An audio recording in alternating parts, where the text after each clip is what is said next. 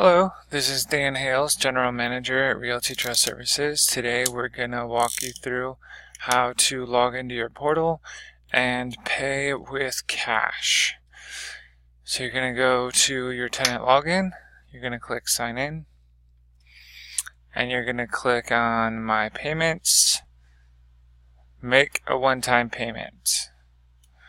Then you're going to select Rent Money and Continue. And then you're going to select your balance, and then you can search for payment centers. A new window will pop up. You just put in your zip code and it will tell you anything within 10 miles of your zip code, or you can change that to 20, 25, 30. But today we're just going to click cash payment voucher. This screen pops up here, and so this is your PDF to go make a payment.